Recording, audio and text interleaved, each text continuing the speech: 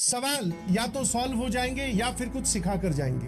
या तो सवाल सॉल्व हो जाएंगे, मैथमेटिक्स की अगर मैं बात करूं तो, या कुछ सिखा कर जाएंगे। अब इन दोनों ही कैटेगरी में, दोनों ही सिचुएशन में बेनिफिशियल सिचुएशन है। दोनों ही कंडीशन हमारे लिए बेनिफिशियल है। या तो वो हमसे सॉल्व हो गया, कॉन्फिडेंस अप हुआ। अगर वो हमसे सॉल्व नहीं हुआ तो उसका कारण पता करो और उस कारण को अपने दिमाग में रखो एज ए एक्सपीरियंस। तो दोनों ही हमारे लिए चीजें अच्छी हैं। हमें सर अगर कोई सवाल नहीं सॉल्व होता है तो वो हमें बहुत सारी चीजें सिखाता है कि भाई तूने इसमें कैलकुलेशन एरर की है, या फिर तूने इसमें ये वाला कॉन्सेप्ट नहीं लगाया, या फिर तुझे ये वाली बात सोचनी चाहिए थी, तो यहाँ तक नहीं पहुंच पाया या नहीं पहुंच पाई।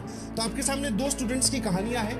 ये दो स्टूडेंट है, स्टूडेंट ए और स्टूडेंट बी। ध्यान से पढ़ते हैं। ये अपने आप को बोलते हैं एक बंद कमरे में, जिस स्टडी टेबल पे ये बैठ के पढ़ते हैं उसमें स्टूडेंट ए और स्टूडेंट बी की कहानी देखो सामने आराम से। स्टूडेंट ए क्या बोलता है, क्लास में सब कुछ समझ में आ जाता है। ध्यान से ना, कि मैथ्स बहुत डिफिकल्ट है, मैथ्स में बहुत टाइम लगता है, मैथ्स की जगह कोई और सब्जेक्ट पढ़ लेता या लेती हूँ। ये स्टूडेंट ए की कहानी है। एक बार बताओ, इस कहानी से कौन सा एटीट्यूड आपको दिखाई देता है? Is it A winners attitude और ए लूजर्स एटीट्यूड? मतलब सर ये तो गिव अप करने वाला एटीट्यूड है। This is give up attitude. क्या मैं सही बोल रहा हूँ कि हाँ सर, घर क्लास में तो सारी चीजें समझ में आती है, घर पे जाते हैं तो कुछ क्वेश्चन हमसे नहीं सॉल्व होते हैं, मैथ्स बहुत डिफिकल्ट है, मैथ्स में टाइम लगता है, फिर वो अपने आप को बोलने लगता है कि मैथ्स की जगह कोई और सब्जेक्ट पढ़ लेता हूँ या लेती हूँ।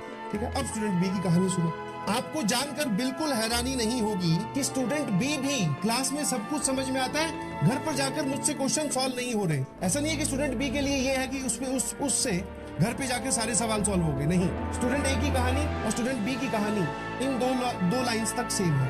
अब जरा देखना स्टूडेंट बी ने अपना एटीट्यूड कैसे बदला। सॉल्व ना होने का रीजन पता करता या करती हूँ, क्वेश्चन क्यों नहीं सॉल्व हो रहे इसका रीजन पता करता हूँ। ऐसे सभी रीजंस की एक लिस्ट बना लेता या लेती हूँ। जितने भी रीजंस हमारे सामने आएंगे, ऐसे सारे रीजंस हम एक लिस्ट बना लेंगे चैप्टर वाइज। डिटर्मिनेंट आपका चैप्टर स्टार्ट हुआ है, लिस्ट बना लो कि आपसे ये वाला सवाल, फलाना सवाल। जैसे मैं आप लोगों की कमेंट देख रहा था, मैं आपकी कमेंट देख रहा था, उसमें ऐसा था, मैं आपको डीपीपी का सॉल्यूशन प्रोवाइड कर दूंगा, बट आप इसको एज ए हैबिट मत डेवलप कीजिए। मैं आप तक वही सवालों के सॉल्यूशन पहुंचाऊंगा जो अच्छे हैं, और जो अच्छे नहीं है, जो रेगुलर सवाल है, वो वहां पे सॉल्यूशन ऑलरेडी अवेलेबल है, उससे आपका काम चल जाएगा। तो स्टूडेंट बी ने क्या बोला कि सॉल्व ना होने का रीजन पता कर लेता हूँ, ऐसे सभी रीजंस की लिस्ट बना लेता हूँ। फ्यूचर में ये सारे रीजंस ध्यान रखेंगे या रखूंगा। फ्यूचर में ये सारे रीजंस हम एज ए एक्सपीरियंस कि कोई भी डिटर्मिनेंट का या किसी भी चैप्टर का कोई नया सवाल आएगा तो हम ये सारे रीजंस ध्यान रखेंगे कि हाँ यार, मुझसे उस सवाल में कैलकुलेशन की मिस्टेक हुई थी, उस सवाल में मैंने कॉन्सेप्ट गलत लगा दिया था, उस सवाल में मुझे सर ने वो बताया था, इस वजह से मेरा वो सवाल गलत हुआ था, अब उसको मैं ठीक कर लेता हूँ। तो ऐसे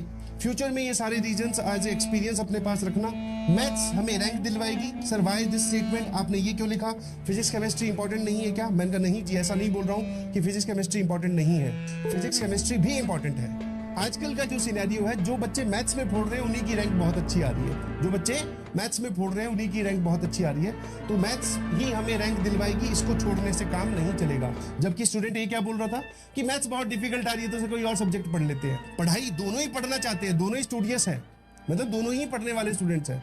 बट ये मैथ्स को छोड़कर फिजिक्स केमिस्ट्री पे टाइम दे रहा है, और ये क्या कर रहा है सर, फिजिक्स केमिस्ट्री को अलग से टाइम तो दे रहा है जो उनका रिक्वायर्ड है, बट मैथ्स को छोड़ नहीं रहा है। ये वाले सारे स्टेप्स फॉलो कर रहा है। मैथ्स ही हमें रैंक दिलवाएगी। एफर्ट एंड प्रैक्टिस के लिए हम हमेशा तैयार रहेंगे। अदर एक्टिविटी से टाइम निकाल लूंगा। 8 या 9 दिन में खेल फटाफट फटाफट फटाफट, वो जो होते हैं ना इवेंट्स, इतने बार बार रिकरेंस में आ गई कि कभी हाथ की ग्रिप जा रही है, कभी बोले से गर्दन अपने आप, ये जो होती है ना गर्दन, आपको नहीं पता चल रहा, आपकी गर्दन संभाल रही है आपके ब्रेन ने या स्पाइन में। जब वो कनेक्शन वहां से लूज होगा तो ये गर्दन गिर जाएगी, आपकी हाथ की ग्रिप। बोले सर 8 या 9 दिन में पूरा बैठ गया।